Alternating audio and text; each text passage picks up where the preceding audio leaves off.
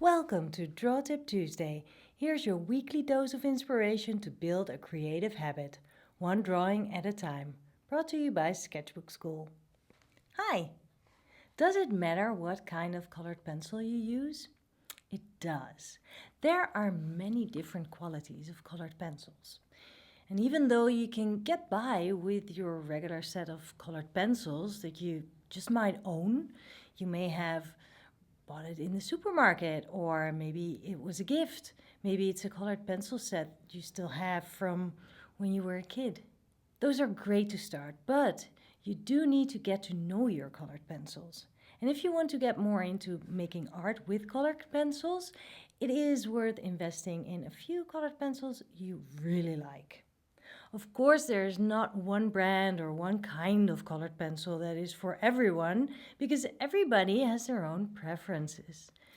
Some people love very soft and waxy colored pencils, others like the harder kind. This all really depends on what kind of work you want to do with it. You want to layer them? You might want to avoid pencils that are very waxy because it is kind of hard to layer those, and also you will get this glossy waxy layer on top after a few layers you add it on top of each other, and then you can't add anything else. The way you use it is just something that you need to explore by yourself, and by exploring you will discover what kind of pencils you really like. Just to give you an idea of different kinds of colored pencils that there are out there, I just want to show you the differences between super cheap and quite expensive. These colored pencils are part of a souvenir set and they're very cheap. They are sort of light, the color isn't super bright, and it takes quite a bit of work to get the color down. And one other thing, the core breaks easily. It's really fragile. These are pencils designed for kids.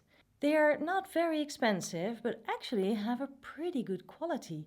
I really like using these because they kind of slide and glide over the paper. You don't need to work hard to get the color down, and you can apply a lot of pressure for a thick layer of color. But also, with the softest touch, you get quite some color down. They come in sets of bright basic colors. If you enjoy working with colored pencils, then it is worth to invest a bit of money to get a decent set. That doesn't mean that you need to buy a whole big set of 24 or even more pencils. You can just buy them one by one.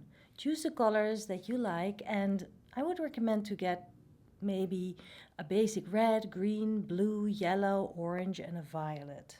Like you would when you buy a starter set of paint. Those basic colors will get you a long way. The ones I showed you just now are all wax-based pencils. These are oil-based colored pencils. They feel kind of waxy, soft to the touch when you draw with them, and it feels a little bit different than using the wax-based ones. If you add a lot of pressure, you get this thick layer of color, kind of like those thick kids' pencils. Then there's the whole world of water-soluble pencils. You can use them as regular colored pencils, but when you add water, the pigment is activated and you can paint parts of your drawing. You can also draw in the wet surface for a thick, juicy line, or wet the tip of your pencil with water and draw with it for yet another textural effect. So yes, it does matter what kind of colored pencil you use. You probably have a set of colored pencils already. Start with those. Make some swatches, applying little pressure, a lot of pressure, and something in between.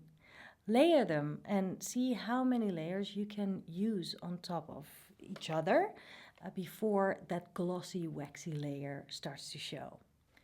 Take notes and you will know what you like about them and what you don't like.